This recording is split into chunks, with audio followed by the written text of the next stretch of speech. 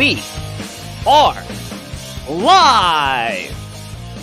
It is Empire State of Baseball on this Monday, October the 16th, 2023, airing on Twitch, X, and YouTube, and as always, powered by StreamYard. All right, gentlemen, we are back. It is a Monday. It is postseason baseball. About a couple of weeks removed from Halloween. Joseph, what are you going to be for Halloween this year? I don't know. I'm not a big Halloween guy overall, but fun. I have a Wild Thing Vaughn jersey, and except for shaving lines into the back of my head, I usually pop that on with a baseball glove and accomplish the task. Nice. No, I think I love Halloween personally. I'm not doing anything crazy this Halloween. This might be one of the. It falls on a Tuesday also, so nothing crazy going on. The biggest hit I ever got costume wise. This is going back now, probably a decade. I went as Rex Ryan.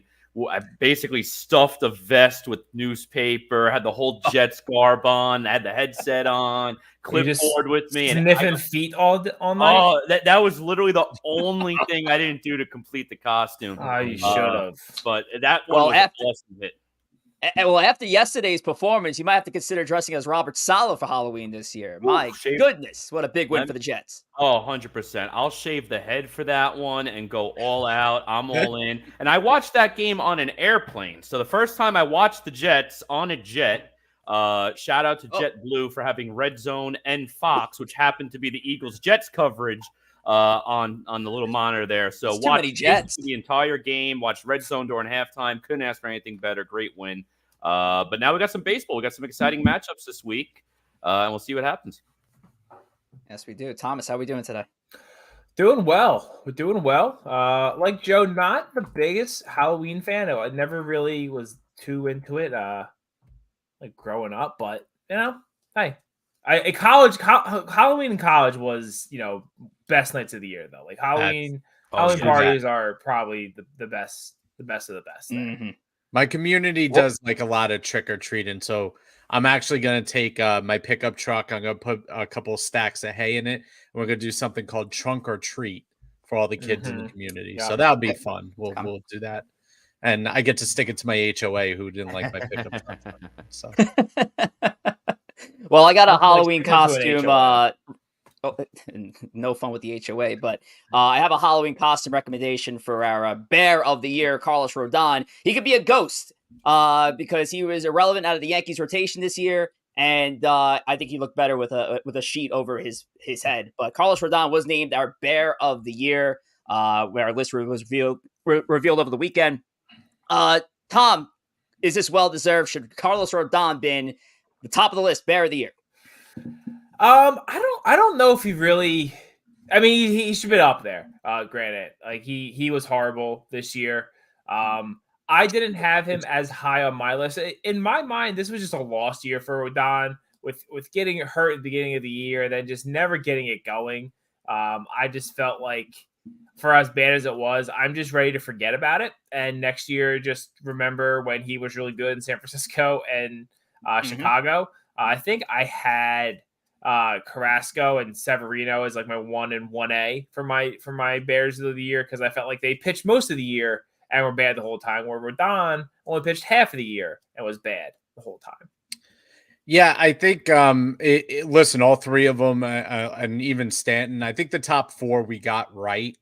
I think Rodon gets the top spot simply because, like Carlos Carrasco's at the end of his career, the expectation for him isn't all that high. Severino, we know, has had an injury history, and while he's talented, has been up and down. And at the end of the day, those guys are free agents at the end of this year.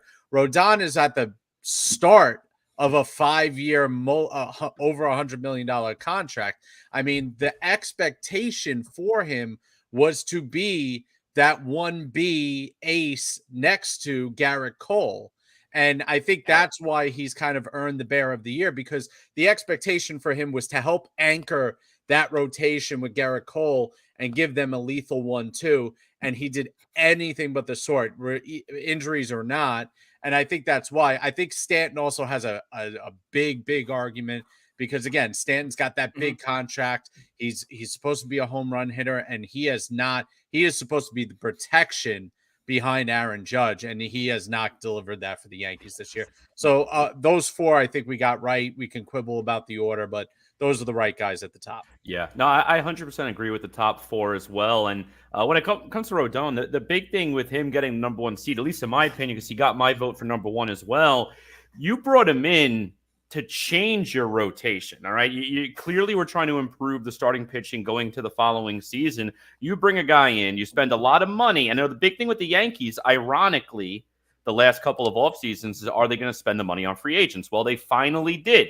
They got a big one, the biggest starting pitcher on the free agent market outside of Verlander.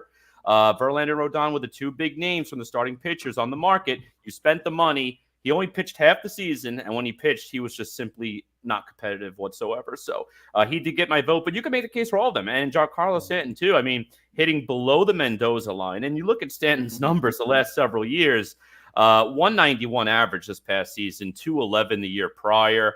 But for most of his career, he's anywhere between 250, 280 in that range, in addition to all of the home runs. So not only did he hit under 30 home runs, for the first time outside of, we're going to exclude the COVID year, exclude 2019 where he only played like 18 games.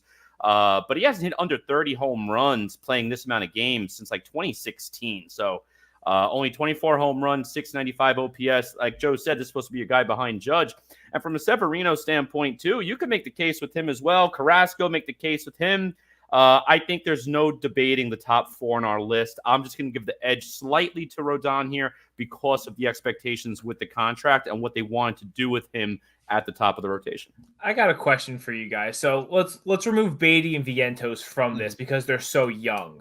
Yeah. Which of these guys do you think is most poised to have a bounce back season next year? I would go probably Rodon's probably the candidate. He's most in the prime of his career. Everybody else on this list seems to kind of be past it, except for the two rookies. The other one would probably be Starlin Marte. I mean, Marte was a key Met last year. He's got a 4-year contract. When he is healthy, he can be a explosive player in the heart of the order. Listen, he's going to slow down with age, but he was a shell of himself. The guy lived off of hitting fastballs, and this year he couldn't hit a fastball. Groin injury, headaches, and chronic migraines. So he would be my second choice, but it'd probably be Rodon if Rodon is healthy going into spring training next year. Yeah, and one other guy. Yeah, I was gonna say Carlos Rodon, but since I like to swing the cyst of reverse psychology, I'm going to go with Starling Marte as well. I mean, this guy is 2 seasons removed from a 292 line, a bunch of stolen bases. Actually, that's 18 to be exact with the New York Metropolitans. Also had that amazing second half with the Oakland A's when he was a big trade target before getting dealt there. I think Marte would be that guy for me. I feel good about that pick. What do you got, Corey? Yeah, no, I definitely don't disagree with any of your points. Again, Rodon would probably be my first choice, but to be different, I'll actually say Domingo Germán, and I'm only going to say that because if he could go somewhere random, like a small market team, like Korea, without any basically no, but he has legitimate stuff, and that's what's frustrating. Seoul's a pretty big market. Yeah, no, it is. But listen, when it comes to Germán's stuff, it's crazy because one day he literally pitched a perfect game, and then the other day he gets completely shelled, and then he gets shelled himself, like with the alcohol and all the other issues. Like I said, his 2023 could be an Oscar-nominated film. It can, and I would love to see it. And so, like I said, send him somewhere, small market team, away from all the media, or Korea for a year or two just to get away. But he has the legitimate stuff, and he's relatively young, which is why I'm going to throw his name out there. Tom, anybody on this list, or actually rather anybody who's not on this list that you had in your top 7 or 10, I don't know how many you submitted, but the one that I had in my 7th spot, so the last one, I had Pereira. So I just felt like of the Yankee young guys, the kids coming up, he he was up for a good amount of time, and he did struggle probably more than anyone else did. And he's been a guy who's been like a top 5 prospect. He's been I felt like 7, 8, 9, 10 prospect for so long, and then by the time he got here, and it just I don't know, it didn't quite click for him. But again, he's young, right? Just Vientos and Beatty on there, so hopefully he can bounce back next year, Hopefully whether starting in AAA or wherever he starts. Yeah. Not knowing how my other co-host voted, did anybody have Anthony Volpe on their top 10? I personally did not. I mean, there was so Thought much about hype and so much expectation, but what, he had 20 some odd home runs, right, this year out of the shortstop role. It's tough. Yeah, I didn't even like having Beatty and Vientos on. Beatty can be on there. Beatty played the full season. It's tough putting rookies on there because you're trying to manage the expectation. You're not trying to set an expectation of disappointment right away. These are rookies. They are learning. So it's hard. Beatty, Volpe probably did enough where you don't consider him, as a rookie, a complete, failure, to be honest. And he made adjustments. It's a game of adjustments. He was one guy that really, really bad for a while. He could potentially win a Gold Glove too. Yeah, the guy. He's only winning that kind of with an asterisk, but the guy I would have put on there is probably Drew Smith, who deserved to be a Bear. This guy was supposed to be a pseudo 7th, 8th inning guy coming into the year. Edwin Diaz gets lost early on in the season. We really wanted Drew Smith to kind of be that guy to step up and be able to go into that role, change the bullpen, make sure that he's in a position with his stuff to, basically help recover from Edwin Diaz. And he didn't do that at all. So. Yeah, and I threw a shout out too at the very, very bottom of my Bears list was David Peterson, and the reason I say that too is he came into the league first round draft pick in 2017, so the prior Sandy Alderson era, and he's a guy who sometimes goes out there and pitches pretty well. You look at the last game of the year, and granted it was a meaningless game for the Mets, but he did have 7 shutout innings, and he has pitched some good games. But he's continued to regress. 2020, he had a 3.44 ERA. That was his first season. All right, looking good. You might have something here. Then 2021, he was terrible. 5.54 ERA. Actually looked better last year. He split his time in 2022 between the bullpen and the rotation to a 3.83 ERA. So it seemed like a very serviceable swingman. And then he comes out this year. Wasn't expected to start in the rotation on paper, but because of all of the injuries that the Mets had in the rotation, he was in there from day one, ended up starting 21 games, played in 27 total, had some out of the pen there. But again, a 5.03 ERA, and it's just frustrating because this guy has some potential, but he walks way too many guys. Even in a 7-inning shutout, he walked 4 players in that last appearance. But if you're going out there barely getting to 6 innings, he's a guy who probably gets you to the 5th, maybe into the 6th if you're lucky, but he's averaging 4.1 walks a start. When you're not pitching that much, it's a lot of walks, and he's not necessarily a strikeout pitcher either. I know his strikeout per 9 rate has improved since he came into the league, but he's still not a strikeout pitcher per se. So if you're walking a lot and you're not striking out a lot, that means a lot of balls are going into play, and with guys on base, that just means trouble. Hey guys, I got some breaking news. What's going on? I think Tom's going to jump me. Aroldis Chapman gave up a big home run in Houston. Whoa! I know, something you never would believe. Is that really big news? Aroldis Chapman gave up. Is that big news, or is it Alvarez? That just and you won't believe who hit it. Jordan Alvarez. Sky is blue. Let me Grass tell you green. something. I said it last week. Alvarez is a guy I would walk bad man him at any chance I had. Oh. You cannot. How are they pitching to this guy? Does he have 2 tonight? and apparently he's sick, isn't he? Or something? He has some sort of virus or something right now. Got the poops or something. Alvarez has 2 taters tonight. Yeah. So I don't know. You can't pitch this guy. But Yeah. Chapman giving up a home run, that's not a surprise. Yeah. And Rich, I'm glad you brought up Andrew Corey's mess Yeah. right there with Scherzer or Verlander. I personally wouldn't vote for Verlander. Did he live up to the expectations? Not necessarily, but once he got in, I know he missed April. May was very iffy. He was like good, bad, good, bad. But after April, he seemed a lot better, and I'm happy with the trade they did to at least get something back. Scherzer, I legitimately could make a case to be on the bear list, but I think only It's a lifetime Met Achievement Award. Yeah, because he was. I honestly so just forgot frustrating. about him. Yeah, I forgot about that. I forgot about Donaldson. I feel like everyone who left, like I feel like I was able to put them in my rear view and like not have to think about them again. And then when I saw Donaldson on the list, I was like, oh. I could sit. No, I could sit. I was very offensive heavy in my list. For no apparent reason. Alrighty. Well, we haven't even gotten to the lineup card, so let's do that before we move on officially with the rest of our show. We're gonna start things off with the postseason push. We'll get through it quickly. Obviously, we're down to the LCS of both leagues right now. You got Phillies, Diamondbacks. I believe they are getting started tonight. 8:07 start. And the Astros and Rangers, as we just mentioned, was it now a tie game? You guys didn't even 5-4 Texas, bottom 8, 2 out. So alrighty. In game 2, where the Rangers currently have a 1-0 lead in the series. So we'll get more into that later. Then we have Guess the Graph, the final one of the season.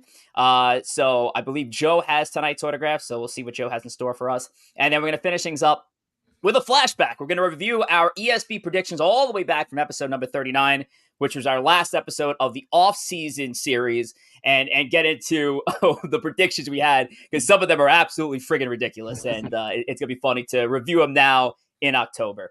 But we are in October, so let's get into the postseason push.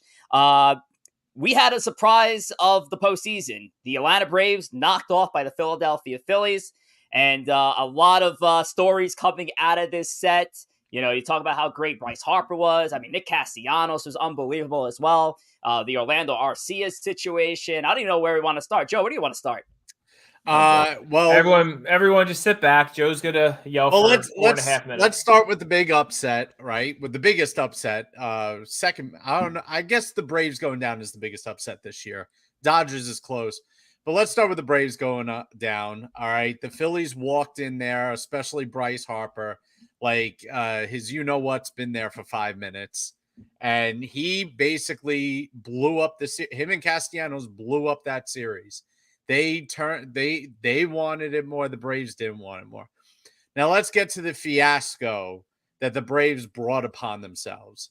The Braves, I think it was after game 2, the wild finish to game 2, which was unbelievable. The fly ball to center, Harris catches it at the wall, doubles up Harper, who was going, I don't know, to Pittsburgh for some strange reason, trying to score when he should have just went halfway. Doubled him up. Reporters go in the clubhouse. Arcia is heard shouting, attaboy Harper, all this stuff. Harper comes out the next day and sticks it where the sun doesn't shine, barrel first. I mean, he absolutely killed them the next day. I think he had 2 home runs that day. And all of a sudden, the Braves are now all annoyed that some reporter leaked a story or leaked the comments that Arcia was jumping around the clubhouse making fun of Harper. So instead of focusing up for what was game 4, the Braves continued to complain about it and take it personally. And Travis d'Arnaud said these guys came and it violated the sanctity of the clubhouse, and this was our clubhouse and all this stuff and this nonsense. Meanwhile, what the Phillies do? They turn around and bludgeon them to death and beat them over the head with the bat in game 4. And the Braves are out. The Braves had all this nonsense going on. Arcia's on the bench before the game, giving it to the gesturing towards the crowd, all this crap. And at the end of the day, the Braves find themselves going home for the second straight year at the hands of the Phillies. Harper looks like a god at the plate, like you can't get him out. And all we hear about is basically the Braves complaining that somebody pissed off Harper. So the Braves are soft as hell for letting that get to them. They're soft as hell for thinking that they can't beat a pissed off Harper, which they can't apparently. And all the meanwhile, we've got a you-know-what storm that's following the Braves in the middle of a playoff series. I mean, it was the most entitled, soft response I've ever seen from a team. They gave up. That the second they let that reporter into their heads and affect their team like that, they were done. All right, that's the player side, and I'll get to this in a second. We're going on 3 minutes, Joe. I'm timing you. All right. On the reporter side, all right, the Jake Mintz, a Fox reporter, was in the clubhouse, apparently heard the comment. All right. Listen, the players got to know things are being recorded in the clubhouse when reporters are let in the clubhouse. That's 100% fact. Anything that you say during that time period can leak out. However, on the reporter side, Jake Mintz has now put himself in a difficult position. Clubhouses are not going to want him in the room anymore. Why? Because he took something that he heard across the room that was shouted out.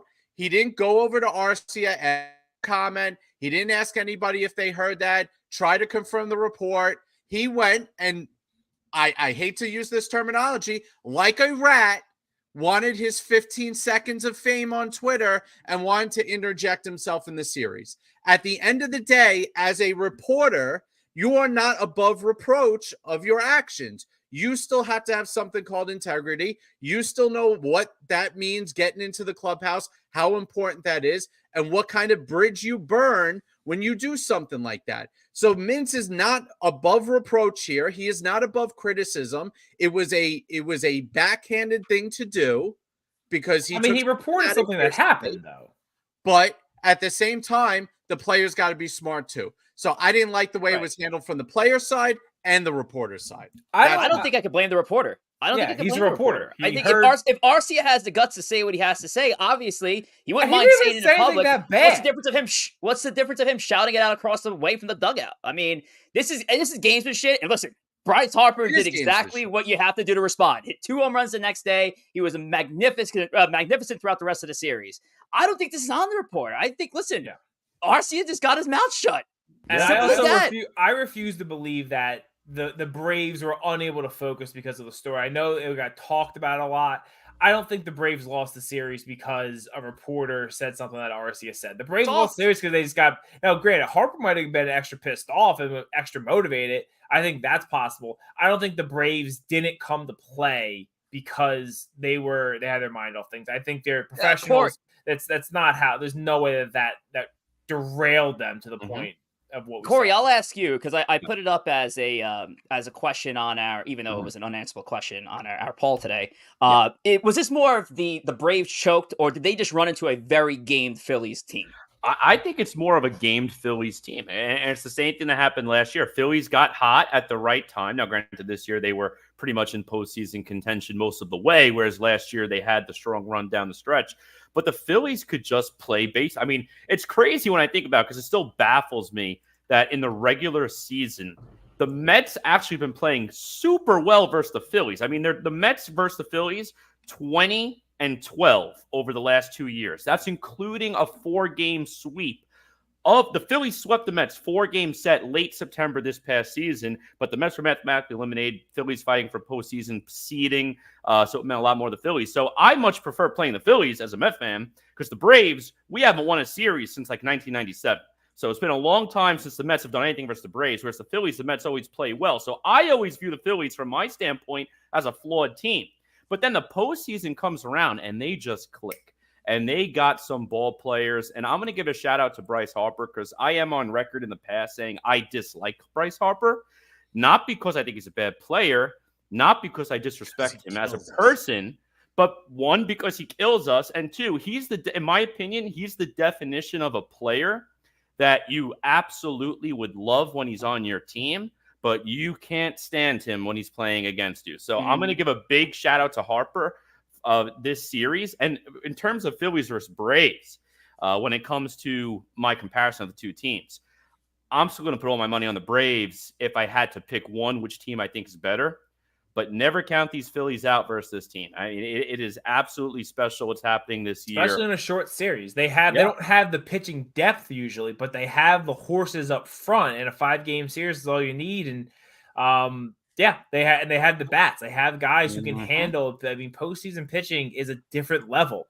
You have Yep. to have guys who can handle those at bats, and the Phillies are just loaded with a bunch of bad Yeah. hombres ready to attack. 100%. And one more shout out real quick, and then Joe, I'll hand it back to you. But how about the year that Trey Turner had? I mean, you talk about the World Baseball Classic. He was probably the MVP of the World Baseball Classic. Then he came out April, May into June, not living up to that contract whatsoever. And now look at him in the postseason. I mean, he's got the second best OPS just behind Yordan Alvarez in the postseason. So shout out to Trey Turner. I mean, Castellanos, another power bat. We obviously spoke about Harper. So they can hit this team. And I will not be shocked if the Phillies win it all. I hope the Diamondbacks sweep them. But right now, my money says the Phillies win it all. Yeah, and the one thing I think, even if the Phillies would have won this series without these distractions, distractions didn't help. They didn't look. It didn't look right from the outside looking in. It looked like there was a lack of leadership in the clubhouse. You know, this stuff doesn't happen if Freddie Freeman's on this team. Freddie Freeman goes to his guys and say, "You're enough talking about this in front of the media. Darno, what are you doing? Arcia is not on the top step with Freddie Freeman chirping at the Philly fans. He's not. That doesn't do it.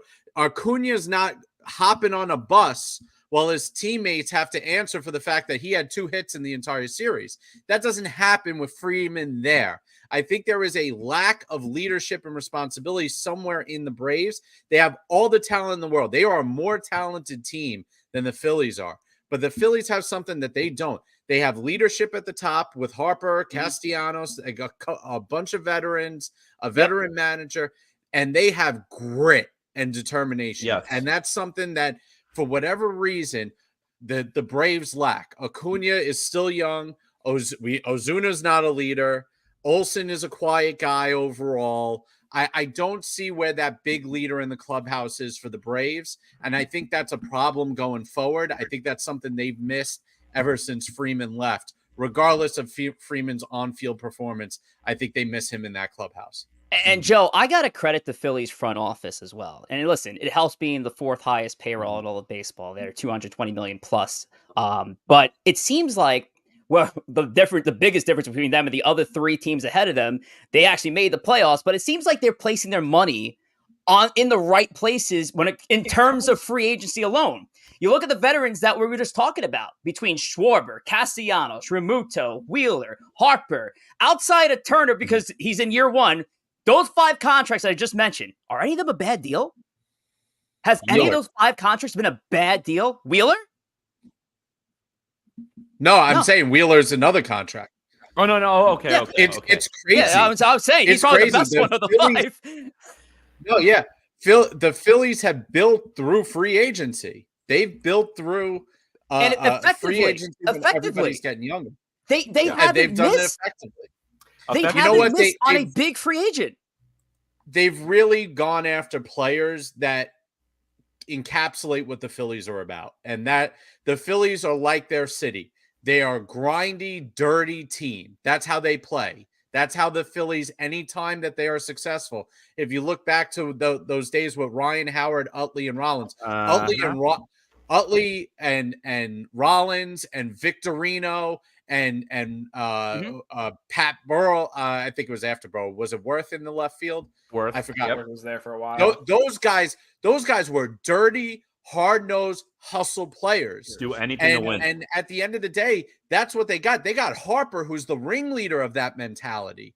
You know, Schwarber, listen, we make fun of Schwarber for batting $190. Schwarber hits the ball out of the park. Schwarber gets himself dirty. He goes crazy.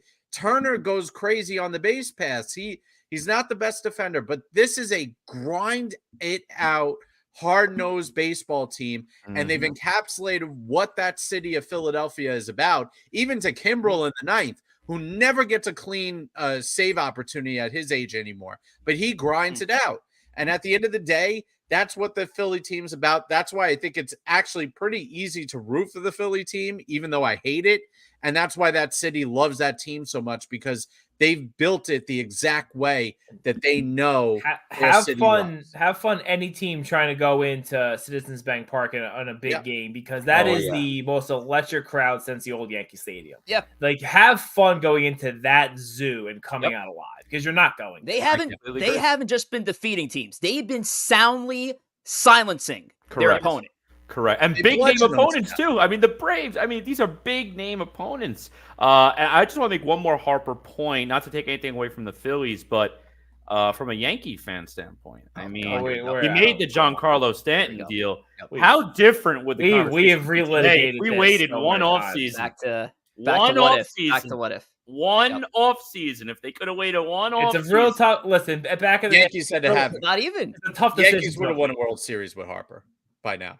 Absolutely. 100%. And actually, when everybody remembers when Harper went in free agency, he actually signed very late. It was like so close to, I think, like the first spring training games. There were still talks, even with the Yankees bringing in Stanton, that they still had a shot at bringing in Harper, even if it was on like a 1 year big $1 million deal. Like there was a chance that they could have did it. And then obviously Harper does his big deal with the Phillies. It's really hard. And the rest is history, and it kills me. It's really hard to like criticize the Yankees for bringing in the NL MVP who just hit 59 home runs. You got him at a discount. Like that's a really, you know what it is. It also hurts more when he goes on McAfee and he's like, "Yeah, I was a Yankee fan growing up. Jeter, Posada, these are my favorite players. I wanted to be a Yankee, and no one talked to me." That's the part that adds an extra sting. That adds an extra, because he genuinely want to go to New York, and that's the thing today too.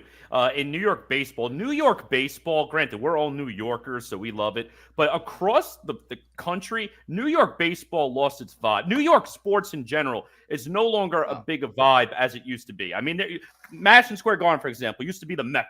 Everyone wanted to go to the Garden. Now everyone wants to go to the West Coast. Everyone wants to be a Laker, Golden State Warrior.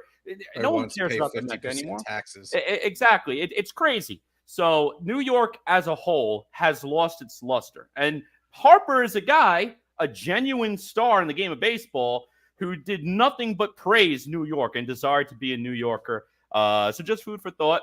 But again, I don't want to take it away from the Phillies, because they're doing something pretty special here. Knocked off the Braves 2 years in a row. Again, I hope Diamondbacks sweeping them 4. But right now, the Phillies would be my pick to win it all if I had to choose one.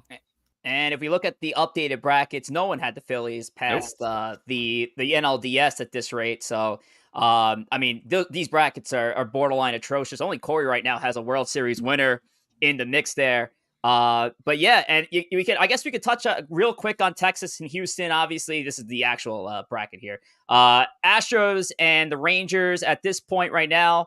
It seems like Texas is on the verge of putting away Houston. I would think. I don't know if you guys had an update there. Still 5-4, top 9, 2 out, but the Rangers do have a guy on third. So ball in play, see what happens here. And, I mean, listen, even if the Rangers take this game, great. Listen, you still can't count out Houston.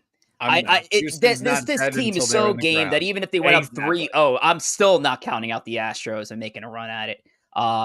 It's been a wild set so far, but looking at some of the young players getting the mix is also cool. Going to the bottom of the ninth, 5-4. Looks like Houston is going to have Pena, Maldonado, and then the very bad little man coming up. Oh, boy. Yep, the very bad little man. We've seen, again, a lot of the younger players getting the mix. A lot of talk around Evan Carter, Corbin Carroll. The rookies really showing out this postseason, Joe. Yeah, no, and Corbin Carroll especially. I mean, how great has he been in the postseason? He's literally the Energizer Bunny for the Diamondbacks. I mean, he does it all. He can hit with power on occasion. He steals bases. He wreaks havoc on the base pass. I mean, the Diamondback team is extremely young, and they're up and coming. They are going to be a problem for years because led by Carroll and Alek Thomas and a couple of these younger players that have come up, they are going to be an explosive and fun team to watch. They've definitely led the way, and this Diamondbacks team, they got a shot. We're going to see tonight. We're going to see how they respond. They play a different brand of baseball than the Phillies. The Phillies are going to try and bludgeon you to death. The Diamondbacks try and bleed you to death. And there's, I think the kids are going to have a tough time in Philly. They're gonna have. I noticed the other day that the Diamondbacks Twitter was so excited that they sold out a game for the playoffs. They sold all the seats. They're going into an absolute madhouse in Philly, and I think some of these kids are going to come out with some dirty underwear. That'd be my concern with them. But listen, they got Zach Gallen is a great pitcher. He's going to match up against Wheeler. Merrill Kelly is a very good pitcher that had a very good year. He's going to match up against Nola. Had a better year than Nola. So they can match the Phillies in the front end of those rotations. Though Gallen's going to get 2 games. So, they have a shot in this series. It's a longer shot. You'd think the Phillies are going to be better, but they do have a longer shot. And listen, the Rangers and Astros is a fun series. That is, if you are a GM in the league and you're looking at that series and you're saying, wow, Bochy and Baker, 2 guys who are old school, why am I hiring the guys with the binders and the pocket calculators to run my team when I could have had Bruce Bochy for the last 4 years and nobody signed this guy, and now he's in the ALCS. So that's why I love that series. Right, and I think it goes Corey, to show, too, go for it. Real quick on that last point too. It goes to show baseball, there's a human element to the game, and these type of managers, they understand. Listen, analytics is important. And if you ignore analytics in this day and age, you're not doing your job. But there is a human element of the game that these binder geeks tend to forget about. You have to balance the two perfectly. And I think a lot of these older managers, at least the ones being mentioned right now, are the type of guys who can balance it well. Proven guys, have been around the league, know how it works. So that's all I want in a manager. I want a guy who doesn't ignore the analytics, but understands there's a human element of the game. Well, Corey, I was actually going to ask you this in regards to this Rangers-Astros series, and we'll promise we'll move on with the rest of the show. Very convenient series when these two are right up the town from one another. What is it like? Just maybe under 2 hours away, if even? I don't even know. Yeah, maybe a little bit more than that. Hours, maybe. I got to. This is a big step. Yeah. These guys are going to be nice and rested. They can sleep in a little late. Do you think the Astros and Rangers have an advantage in a potential World Series just based on the location of where they're playing their championship series rounds? I'm going to say... I guess depends how long the series goes. Yeah. I'm going to say no, but it is an interesting tidbit to think about. But I think those 2 teams will probably be the favorite if either of them are in the series. Yes. Arizona is going to be a little bit closer than Philadelphia. I think Philly actually has the biggest advantage because the other 3 play in a dome. So when the weather gets cold and you're going to have frigid nights at the end of October into November in Philadelphia, that's a huge advantage for the Phillies. The other 3 teams play in a dome. They play in perfect condition every day. So that would be the biggest advantage. Corey flushed down that beer in the middle of Joe's take. I found it so funny.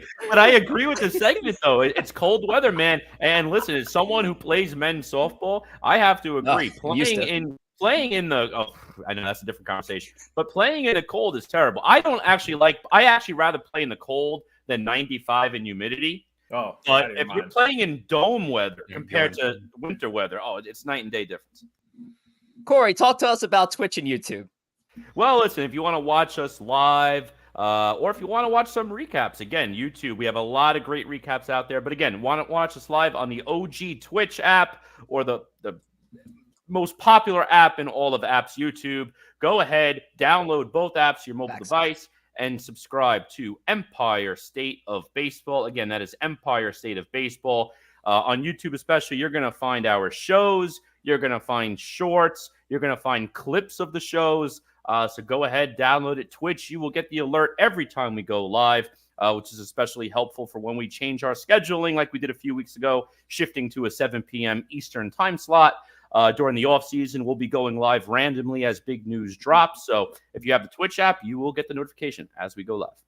And good thing you mentioned YouTube because our big segment later tonight is obviously reviewing the 2023 ESP prediction. So you go back to YouTube, go all the way back to episode 39, find that episode on YouTube, and you can find our actual episode revealing those predictions. Mm-hmm. Now, before we toss it to Joe for tonight's guest, Graf, Tom has a few words about our new friends over at Rhoback. It's true. Yes. ESB has made it. We have a promo code for Roback, and I want to tell you, if you're not familiar with Roback, wearing a hoodie right now, the dog logo. They make the best incredible products. Polos, if you're a golfer, best golf polos on the market. They're soft, they're stretchy. They have a lot of very basic designs if you don't want to be too flashy out on the golf course. Then they got a lot of bright colors. They have a ton of USA themed designs if you're looking for some USA themed things. Polos are great. Their Q-zips are also really nice, soft, stretchy. Got a lot of fun designs there. And then finally, the hoodies. It is hoodie season. There is no hoodie on the market that is this soft and this stretchy. It is so comfortable to wear, especially as it gets cold in the morning and at night wearing around the house. If you want to help support the show, you could, if you go to roback.com, build a cart. You can use my promo code here, TWASPL15. That's going to get you 15% off of your order. Again, that's roback.com. Put a cart together, and that is promo code TWASPL15. I love it. All right, Roback. And if you want a Q-zip that's softer than Orlando Arcia, go over to roback.com and, get one of those. True. All righty, Joe, what is our ball for tonight? All right. Guess the graph. We got to guess the graph here. I blurted out the number there, so you guys would not be able to see the number. Not sure that would help. But this player was a 17-year Major League Baseball player. Lenny Dykstra. No. So I do have a question before we get the guesses. Is this something that you acquired yourself, or is this you found this picture? No, I found this picture. Okay. What the hell happened to this ball? That's what I was trying to figure out. And just confirm, is this a player associated with New York baseball, or is it a non-New York team? He did play on a New York baseball team. Okay. A New York baseball team. A New York baseball team. Oh God. A current New York baseball team. A current New York. Okay. New York baseball team. I was gonna say, Jesus Christ. Ron Swoboda. Jorge Posada. No. I just saw that. I thought it was like a DA at the end. This ball looks like it's got smallpox. It looks like an LO. That is what it looks like. L. It says Larry David, which would be really funny. Lyle Overbay. Oh, good guess though. That's a good guess. This Good person, enough. This ball looks like it's from like the 40s. the Astros have lost, so the Rangers won. Oh, there you go. And this player is a pitcher. A pitcher.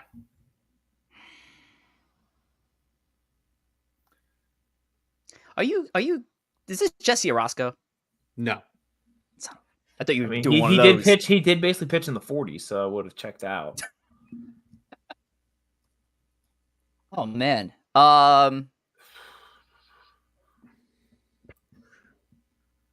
He is a two-time All-Star and former World Series champion, although he did not win that with the New York team.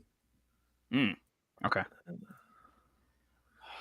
Corey, who are some pitchers from like the 80s, 86 Mets? Oh no, he didn't win the World Series with them. Didn't win it with the Mets.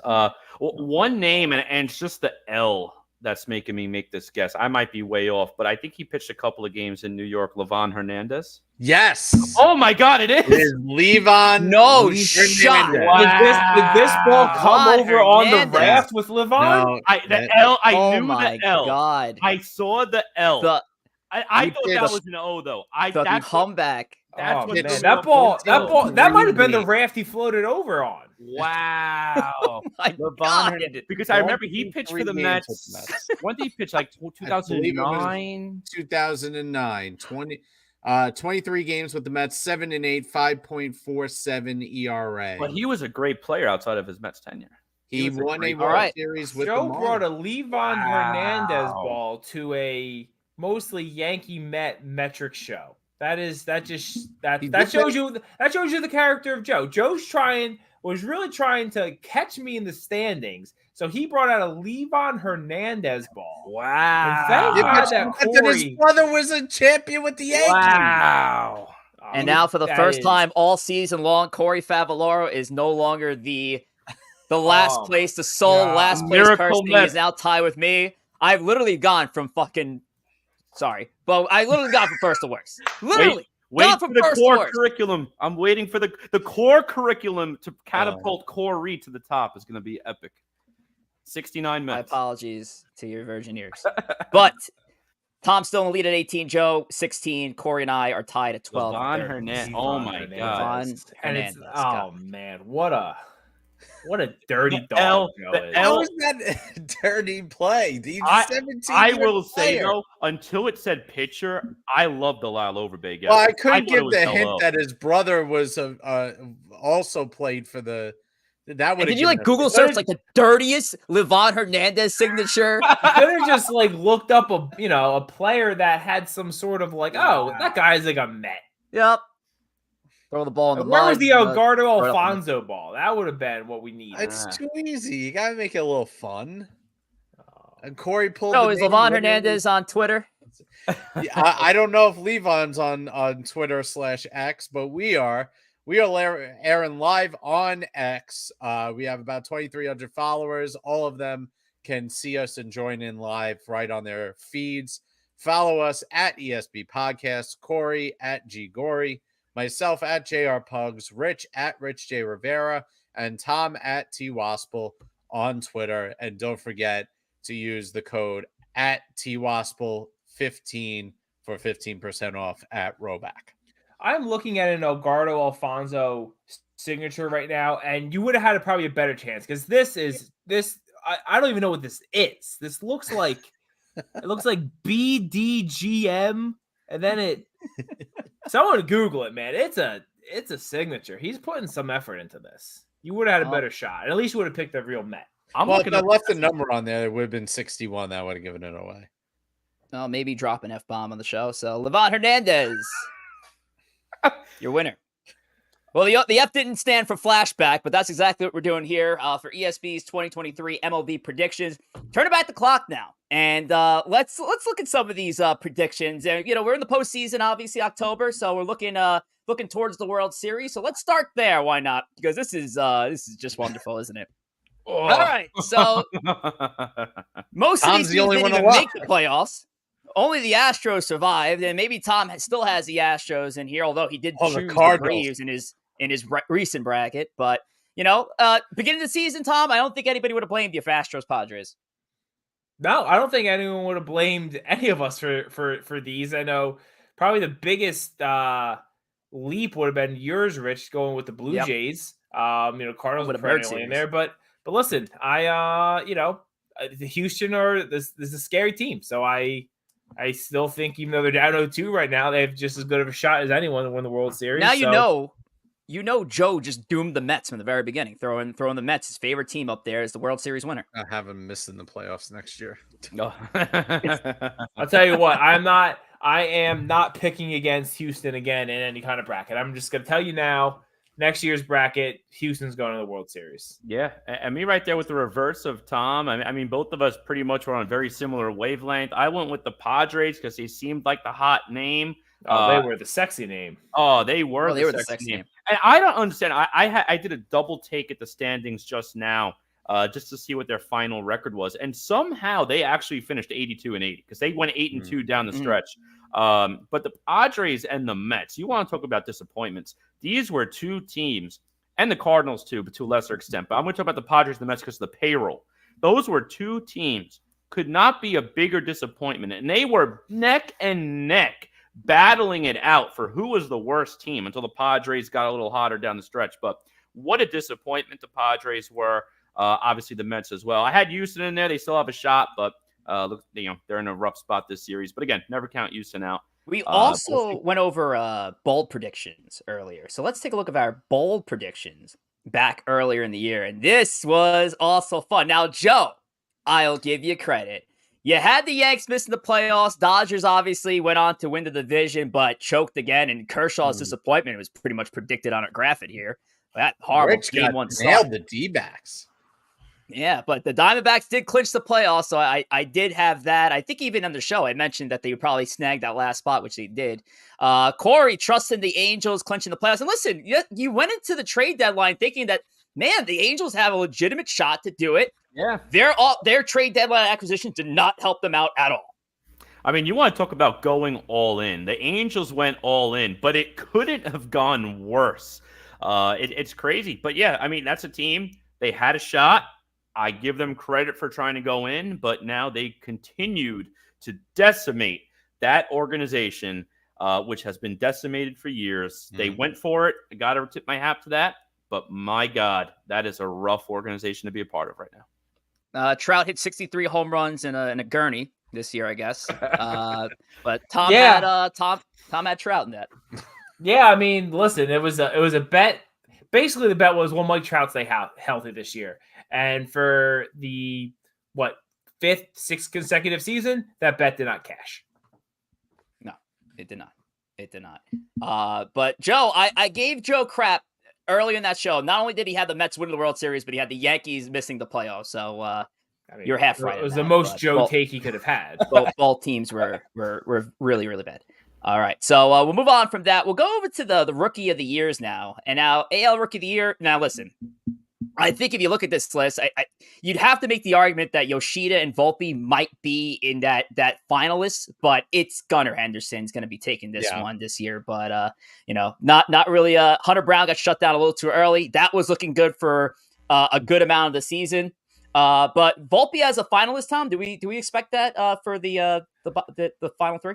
I think he might be a finalist. He'll be a distant third. If not fourth in the votings. It's interesting. There's a lot of people who I feel like say Volpe had an amazing season. Like for his first year being so young, and then a lot of people said how bad he was. So it'll be interesting how the writers vote for that. Yeah. Yoshida, though, Joe, you hit on Yoshida, and again, I think it was a very good year when we're just talking about foreign imports between Yoshida and Kodai Senga. We'll get into him in a little bit. Actually, screw it. We'll get into him now. National League Rookie of the Year. Corey had Kodai Senga. So, Joe, again, good year for Kodai Senga and Yoshida first year. Yeah, absolutely. Yoshida, I got the numbers right here for Yoshida. 289 average, 338 on base percentage, 445 slugging, 783 OPS, 15 home runs, 72 RBIs. That's not a bad first year. I mean, listen, he is a little older. I mean, he's 30 years old from a rookie. He's a little older. I'm so. I mean, this has been a thing for so long, but like we can't give Rookie of the Year to guys who have been pitching professionally before. I know. We can't. We cannot. They should not be able to win. We named the award first year player of the year. These guys are pros. They're not rookies. They're pros. pros. It's a joke. Anyway, but still, all the rules are that way. Listen, I think he's going to get some votes. Kodai Senga was better than anybody ever hoped for. He looks like he could be a 1 or a 2 in a rotation. But my pick was Corbin Carroll. I mean, and Corbin Carroll was I think is going to win it. Kodai and him are going to be 1, 2 in some order, but Carroll, as far as what he did for that lineup, what he did for that team, he was the spark plug behind that team, and he's led them to the playoffs. And I think that's going to factor into the vote. And even though they say it's not supposed to, but he has changed the dynamic of the Diamondbacks, and that's why I went with him, and that's why I think he's going to ultimately win. But I think Senga and Yoshida have proved that some of these stars coming over from Japan can play in the big leagues and be productive more regularly than they used to be. Yeah, and I just want to add too on Joe's Corbin Carroll pick. I mean, obviously, if not for Carroll, I think Senga does get it. You could even make the argument. I know we're going to get to that prediction momentarily. You could make the argument: is Corbin Carroll an MVP? Look at this Diamondbacks team. Look how far they've gone right now. Look at Corbin Carroll's numbers also in the postseason. Absolutely. You could make an argument. I don't think it goes to Carroll. I think he gets some votes, but it's an interesting thing. Because I mean, Acuna to me is the MVP, and we'll get to that in a moment. But what Corbin Carroll did for that Diamondbacks team, They are nowhere close to where they are without him. I think it would be a tough 3 if Carroll can make it. I mean, that'd be awesome, but I think you're looking at 2 Braves and 2 Dodgers in that mix, and Mookie Freeman, Olsen, and Acuna. But Carroll being outside of that is an accomplishment to himself, and he's definitely going to accrue some MVP votes. I did not hit on Brett Beatty. Simple as that. Yeah, in fact, he was a Bear of the Year, so that did not work out. Jordan Walker for Tom. Took a shot on Walker. I don't even remember what kind of year. I know he had the send down earlier in the season. Yeah, the Cardinals were an absolute mess. He was hitting like 290 and they sent him down. I think they sent for defensive reasons. He ended up hitting 276 on the year, had a 114 OPS plus. He had a better year than Anthony Volpe. So All righty. Well, then size now. We'll start with the NL here. And Zach Gallen actually might be the only one here that might crack a 3. I think Burns makes the argument too, but oh my God, Corey Fabs. Oh my sweet Jesus. I actually didn't even realize it. I didn't even realize it until I actually looked. Let's just skip Corey's pick. Oh boy. I mean, does it get the Benoit treatment? Did we even talk about it? All I could say was it is a shame, Urias. You lost obviously any respect that we have for you as a person, let alone a player. You looked like you were getting a little better. I thought you had a shot. Free agent year coming up, nice year. But you are a terrible human being. Yeah, the Gallen. I'm not even going to touch that. Gallen actually looked really good at times. He had a couple of ebbs and flows in the season, as a lot of players do. I don't think he wins. I think Blake Snell at this point is probably going to win the Cy Young. But Gallen, it was a workhorse in that rotation. I think some combination. I think Snell's going to be 1. I think it'd probably be Wheeler and Gallen 2, 3. If I had to guess. I mean, it's going to be close. There's a few candidates. I'm even just looking at the odds right now. Blake Snell at 1. They have Justin Steele 2, Spencer Strider, Zach Gallen, Zach Wheeler, Logan Webb, Corbin Burns, Kodai Senga in that order. So it's definitely up for grabs. I don't think it's a slam dunk, but yeah, I think Snell, you look at his second half and he was unbelievable. And I don't think anybody expected Snell to do what he did this year. For the AL side of it, Corey, you nailed this one at least. You went from freaking Julio Urias on the one side, and now you have Garrett Cole, who will win the American League Cy Young this year. Yeah, I mean, you want to talk about law of averages. This is literally one extreme to the next. But yeah, I went with Cole before the year because looking at a lot of the names out there, a lot of the names towards the top were young guys, only a couple of seasons under their belt. I love Jacob deGrom, obviously. I mean, when he's healthy, he's got some stuff, but the big question is if, and clearly this year was proved that he is not healthy. So Garrett Cole, he's a guy who's been there. He's done that. I know you can make the case. Well, the Yankees have won a World Series with him, but that doesn't discount him as a player. He's still a phenomenal player. Most teams in baseball would want him as a number 1. I would right now as well for the New York Mets. So went with Cole. Thought he was the best overall package in the AL from a pitching standpoint. I think he proved it. Yeah, actually, I listened back on episode 39 earlier, and the one thing you stressed then, which I'm sure obviously it makes sense now too, it's durability. Cole's been a consistent 30-plus start for years now. He's a guy who doesn't face a lot of injuries. He's going to get the ball every 5th day. And you stressed that was going to be a big thing, a big key to his year. And it certainly was. It certainly was. You're going to look at that finalist for AL Cy Young. Kevin Gausman's going to be in there. Maybe Framber Valdez, Sonny Gray makes the argument as well. But this is Garrett Cole's. There's no doubt about it. Logan Gilbert, obviously, I think he could be another year away. He's a solid, top-end pitcher. Framber kind of scares me a little bit. He has his flashes of greatness. Obviously, he threw a no-hitter early in the year, but then he has a start like today, which doesn't look good. But Joe, again, chooses the Mets to win the World Series. Has the Yankees out of the playoffs. Has Jacob deGrom winning the Cy Young. And I'm not biased. Jacob deGrom winning the Cy Young, Joseph. That wasn't an out. I mean, again, if he's healthy, he's the best pitcher on the planet. That's not going out on a limb. You're just betting on whether or not he's going to be healthy, and obviously that ended up not being the case. But it's not like it was an unreasonable pick. You're picking the most talent. I picked the most talented pitcher. I thought I think the Corey league. picked the most talented pitcher, but huh? What? What? So I think Oh, Ford boy. took the most talented pitcher. Availability is important, Joe. You gotta be able to show up. It's important. I agree with you, and you got to pitch, and obviously DeGrom got hurt, but to deny that DeGrom isn't the most talented pitcher on the planet is Not Most anymore. important ability is availability. His whip over his past 32 starts is .55. His first 32 starts is like for 5 seasons. Well, Let's move on. it's neither here nor there. All righty.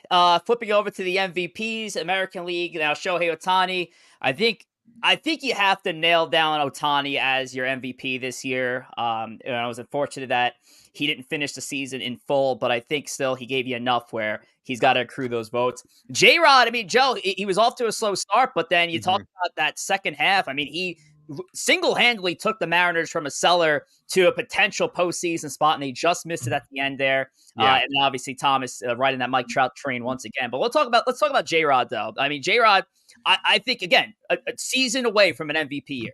Yeah, I mean, he's going to win one, and it'll be even easier to win one if Ohtani jumps ship to the NL.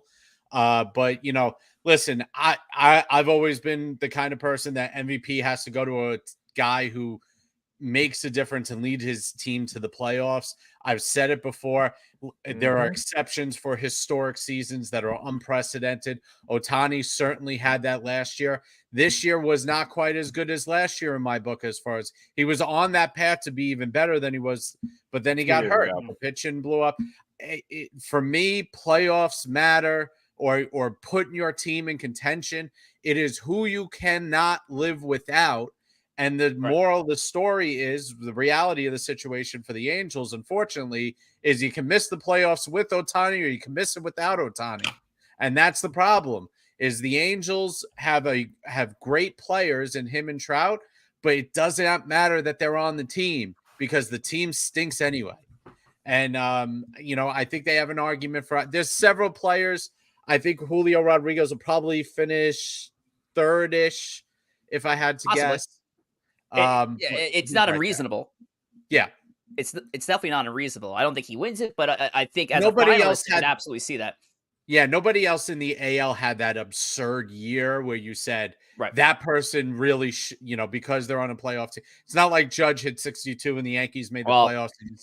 You know what I mean? Yeah, I was just about to mention. I mean, Thomas, like without the injury in Los Angeles, you're probably talking about Judge in that top 3 as well. I mean, that was the pace that he was on. He was on Judge pace probably wins better than what he was doing last year. Yeah, but when Ohtani get hurt, Judge probably wins it. He would have hit another 15 home runs probably, and if the Yankees would have made the playoffs, I think Judge would have had back-to-back MVPs. Yeah, and there was actually a point earlier in the season too, right before the long Judge injury. He was actually on pace at one point this year to top last year's home run total. Like you're looking at home runs per at bat. He was I think on target to beat it by 1 or 2 home runs. So that's how good of a year he was having. I mean, it just goes to show Judge to the Yankees. I mean, it's such a night and day difference. I mean, that guy is such a ball player. Kudos to Judge, but it is Ohtani's this year in the AL. And, one thing when it comes to Ohtani, too, it's in real life and in our fantasy league, he just never sniffed a playoff game. There you go. Finally, the NL MVP. And look at all these suckers that voted for Manny Machado. Look at all these idiots who voted for Manny Machado. And I was the only one who decided, you know what? I'm going to be the only one outside of Machado. And listen, it was so hard not to vote for Machado. After the year he had last year, arguably an MVP season for 2022, many expected him to just lead the Padres to the charge. And obviously Padres fell off the map. I just had a feeling that Acuna was due for a big-time MVP season, full healthy season. And certainly he did not disappoint. I mean, to the point where you got pundits saying that his season overall was better than Judge's last year when he hit 62 home runs. So it's insane. It's stupid. It's better if you're in a roto league. If you're in a roto league, yes. Other than that, no. When they have to invent a new category to categorize you in statistics, you've done something pretty special. Whether or not it's as good or better than Judge's year last year, they're two different players. Judge is a bona fide slugger. Acuna is a speed / slugging guy. I mean, they're different players. Guys, which Acuna had a great year. His year does not. If he had his year this year, and he was played in the AL, and they basically those were against each other, Judge would walk away with the MVP. Judge's season was not a walk away. Not a walk away. Record aside, you take the 62 out. Let's say Judge hit 59. I mean, he did it, though. Even 60. The years are extremely comparable.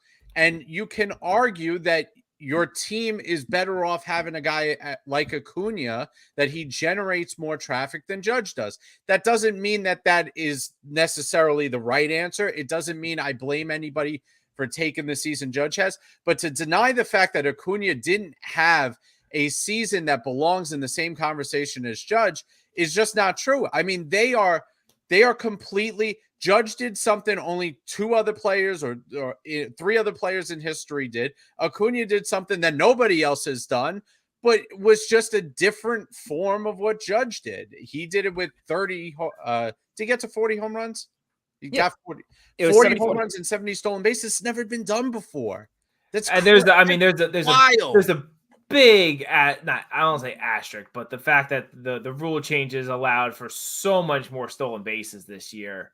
Yeah, but he wasn't stealing 70 bases last year if he was healthy all year. I understand we all know that that's the we're getting back to the way baseball was played in the 80s and 90s. I mean, 70 stolen bases was done by multiple players for decades. I mean, had Ricky Henderson, Tim Raines, these guys stole 70 bases. That was a normal occurrence, even though he had an amazing year. I'm not downplaying his year. I just don't think it is anywhere near as good of a year as what Judge had last year. Anywhere near is like unfair, though. I think near is unfair. They both had great years, but it's very close. I think if these years happened simultaneously, it would be a close MVP vote. It's not a runaway for either way. I don't think you can argue that. I think it would have been a close vote. I'd say a coin flip, and then ultimately we'll see how the teams would compare in terms of the postseason and how far they got. Well, there's that too. Yeah, I mean, if the Braves, the Braves being the best team in baseball in the regular season, like there is that factor of it. But I mean, just head to head, it's if you compare their seasons head to head, it's like the only thing Acuna has. And granted, it's a lot of stolen bases, but it's stolen bases. One thing I will back Tom up on is Acuna has the protection that Aaron Judge does not. Also, there's also that. Acuna's got a 53 home run hitter hitting behind him. He's got a gauntlet of a lineup behind him. That helps tremendously. All right. He gets more opportunities to steal bases because people are pitching around other players. RBI. That is something that Judge does not have as a Yankee at the moment. But at the same time, So probably if I was starting a team, I'd still probably take Judge myself. But the idea that Acuna is not that production level was not special or as special as Judge is not true. All right. Well, we're gonna flip to Instagram. So let's talk Instagram, Thomas. What we got? Let's talk Instagram. So if you want to support the show on Instagram, you can give us a follow at Empire State of Baseball. You can follow us individually at Corey Favs, at JR Pugs, at Rich J. Rivera, and at T. Waspel. We still have been putting up our game segments on Instagram for people to put some guesses out there. Some other fun things, especially around the playoffs and the World Series. So make sure to give us a follow, give us individually follows, but most importantly, follow Empire State of Baseball.